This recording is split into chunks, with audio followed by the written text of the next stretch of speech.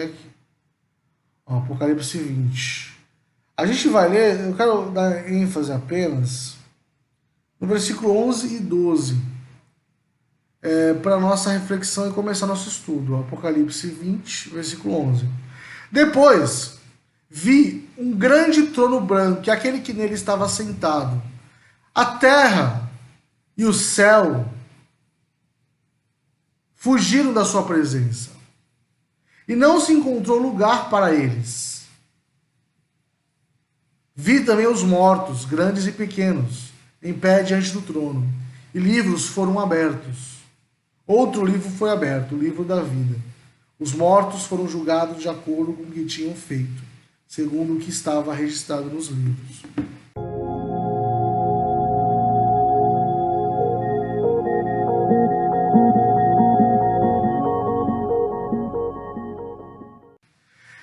Eu queria começar nosso estudo fazendo uma reflexão sobre o que é a escatologia em si, né?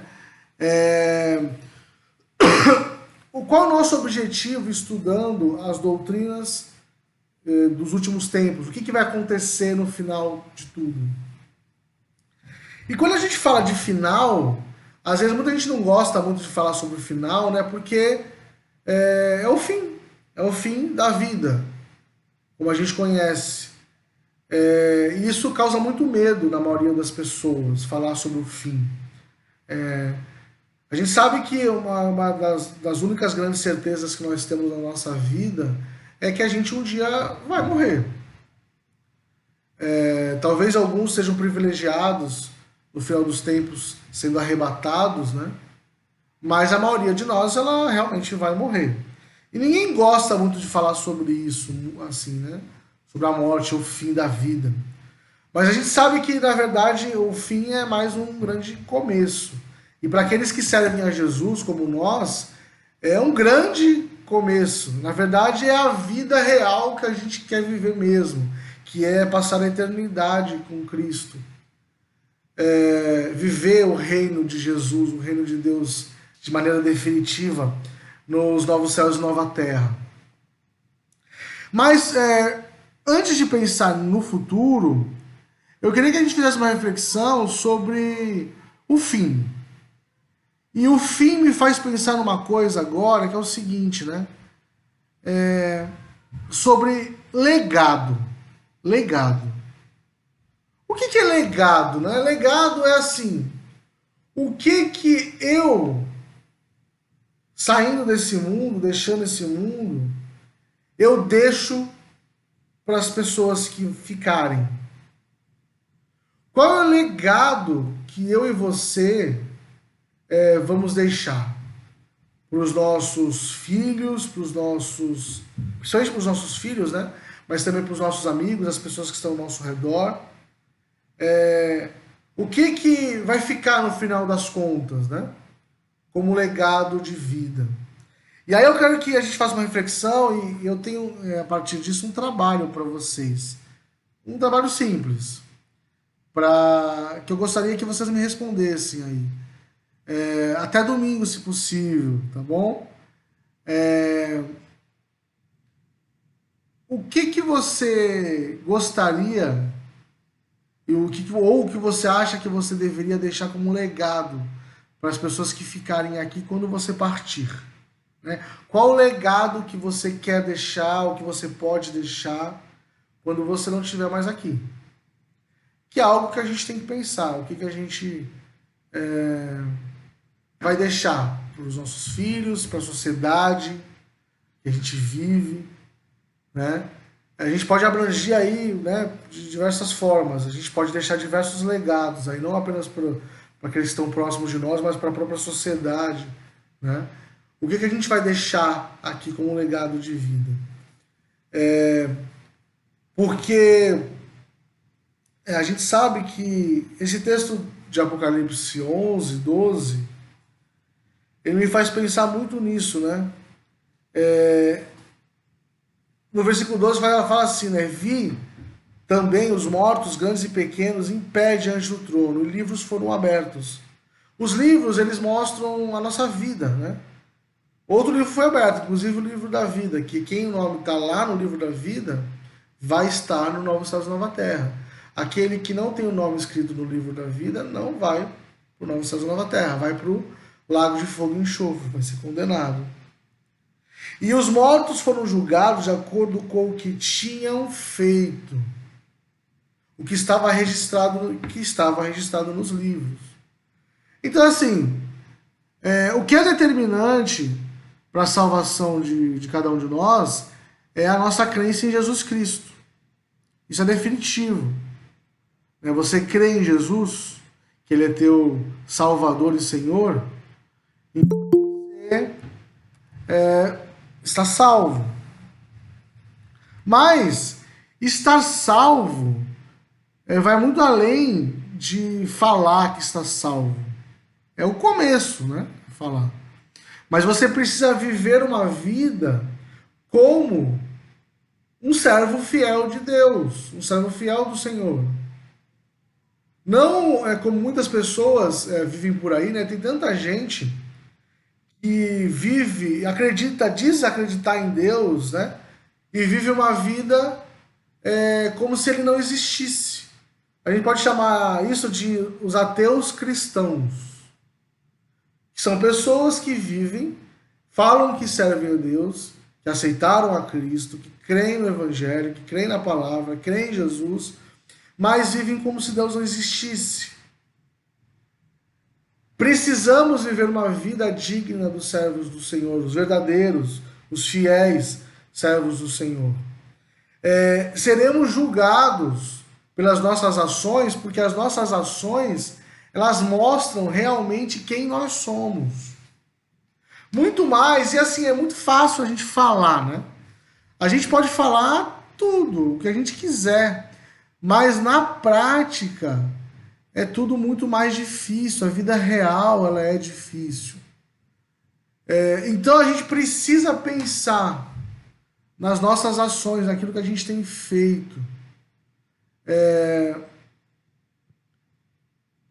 Estava vendo um vídeo que ele estava falando mais ou menos sobre, assim, se Jesus aparecesse aqui assim e ele fosse acompanhar a sua vida, o seu dia a dia, aquilo que você abre de manhã no seu celular, o que você olha no Facebook, no Instagram, o que você faz no seu serviço, as conversas que você tem. Será que Jesus estaria, né, feliz? Será que você seria considerado um exemplo de vida? E sabemos que todos nós pecamos, cometemos erros, né? Pecamos diariamente. Mas não é exatamente os pecados que a gente comete esporadicamente, mas é como a gente tem vivido a nossa vida. Todos nós daremos conta daquilo que a gente faz. E a árvore, ela se reconhece pelos seus frutos. Não adianta apenas você falar que serve o Senhor se você é um ateu cristão, se você vive como se ele não existisse. Você faz o que você quiser, você faz o que você quiser da sua vida. Você não pratica aquilo que você aprende da palavra, que você estuda, que você lê. Isso é importante a gente refletir. Falar de fim dos tempos é pensar isso. As minhas ações refletem aquilo que eu creio. As minhas ações, elas vão... E a gente estava falando de legado, né? Que legado que você vai deixar para a sua família, para os seus filhos, para a sociedade em que você vive, para a igreja que você vive quando você partir, né? E o legado tem muito a ver com o que você faz, muito mais do que aquilo que você fala. O legado tem mais a ver com as nossas ações. Como ter um legado digno de um servo fiel de Jesus? Exatamente, pastor. Nossas ações, elas demonstram, né, aquilo que a gente crê e fala. Como que a gente pode ser um servo fiel do Senhor real, de verdade? E muitas vezes vive uma vida superficial, um relacionamento com Deus de maneira muito superficial. Esse eu vejo que é um dos grandes problemas do nosso tempo, né? Eu vejo que muito das músicas, até as músicas gospel, evangélicas, muito daquilo que tem se pregado por aí na internet, muitos dos livros, muitas coisas que têm sido falado, transforma o crente faz com que o crente tenha um relacionamento muito superficial com Deus, né? As pessoas elas buscam muito o oba-oba, né? Buscam assentir as coisas, ter como se fosse eu vou para o culto para eu poder ter como se fosse um choque dentro de mim para eu poder viver a minha vida, assim, né? Mas, na verdade, a gente precisa buscar um relacionamento profundo com Deus. Viver com Cristo, ser um servo fiel de Jesus, para deixar esse legado que a gente quer tanto deixar para a sociedade, para a igreja, para os nossos filhos, é você viver uma vida 24 horas ligadas em Jesus. Buscar ter um relacionamento profundo com Cristo. E, na verdade, assim, por que existe tanto cristão que tem um relacionamento superficial com Deus? Porque ter um relacionamento profundo com Deus dói. Dói. Essa é a grande realidade. Porque, como diz a própria palavra no Antigo Testamento, nós somos vasos na mão do oleiro. E o vaso, para ele virar um vaso bonito que a gente vê, ele precisa ser amassado por Deus. Eu quero aprender a ter mais paciência. Então, Deus vai permitir que você passe por provas onde a sua paciência vai ser provada, né? Eu quero aprender eu quero ser mais usado por Deus. Deus, eu quero que o Senhor me use. Se você quer ser usado por Deus, você vai... Um monte de gente com um monte de problema vai aparecer diante de você para você ajudar essas pessoas. Um monte de problema vai aparecer na sua vida para que você possa ser usado por Deus. Porque assim, muita gente acha que ser usado por Deus é apenas... E olha que isso é importante também, tá? Eu, por exemplo, né, eu tocar no Ministério de Louvor, eu cantar no Ministério de Louvor, eu participar, sei lá, de alguma atividade dentro da igreja. Isso, a vida cristã dentro da igreja, ela é muito importante, mas vai muito além disso, né? Você precisa buscar intimidade com Deus. Isso falta muita intimidade com Deus. Para você ter intimidade com Deus, você não pode apenas querer crescer na graça. E querer crescer na graça é como se são aquelas pessoas que querem ver o mover do Espírito a todo momento, né? Mas para que você possa crescer de verdade, ter intimidade com Deus, você precisa crescer na graça e no conhecimento de Deus. Você precisa ir na fonte, que é a palavra de Deus, né? E pensando no texto de Apocalipse 20, 11 e 12, principalmente essa questão de que as nossas ações serão julgadas, de novo, somos salvos porque cremos em Jesus, mas só devemos demonstrar que cremos em Jesus. A gente precisa deixar de ser apenas aquele crente universitário, vamos dizer assim. O que é o crente universitário? Na universidade, acontecem muitas coisas boas, a gente aprende muito, né? Muitas coisas. Só que a universidade, para diversas áreas, é a teoria, certo? Só que pensa, como que você não forma um médico apenas com o conhecimento que ele tem. O conhecimento que ele tem é muito importante, né? Os livros que ele vai ler, estudos, isso, aquilo. Mas ele precisa ir para a prática. Por isso que a palavra de Deus, ela vai dizer que a gente não deve ser apenas ouvinte, mas devemos ser também praticantes da palavra de Deus. E esse é um grande desafio. Se eu não sou um ateu cristão, eu não vivo como se Deus não existisse. Então eu não sou um ateu cristão. Não, agora eu busquei intimidade com Deus, tá certo. Eu sou íntimo de Deus porque eu não quero ter um relacionamento superficial. Mas agora eu preciso ser um crente que saia da teoria. E mais, eu não acredito que exista crente de banco, sabe? O crente que só vive no banco, principalmente em megas igrejas, por exemplo, onde você não faz nada assim, né? Você só fica vendo os cultos, por exemplo. Só que isso não acontece nas igrejas grandes, não, né? Nas igrejas pequenas, como a nossa, também acontece. O crente, ele precisa precisa trabalhar na obra de Deus. Dentro da igreja, fora da igreja, ele precisa buscar ser usado por Deus.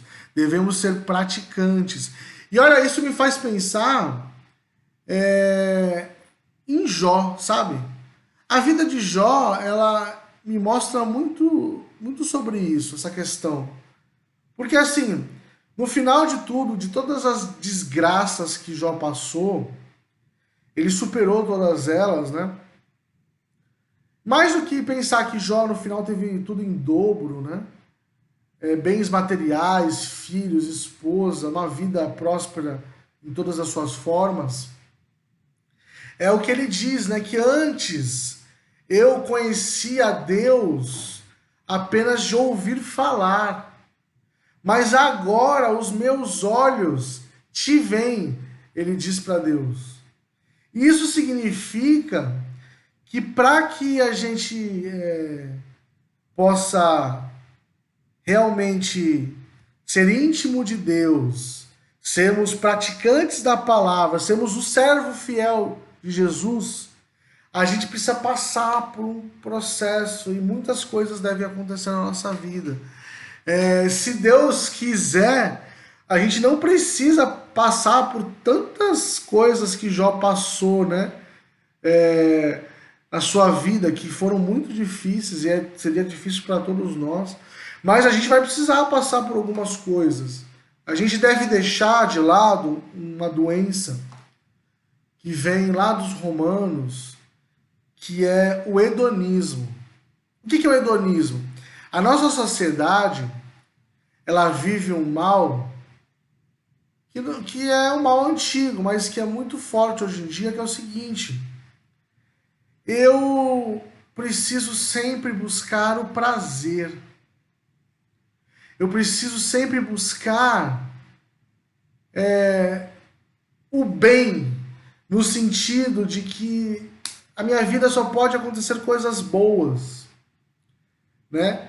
E essa busca pelo prazer, ela é uma busca que não funciona.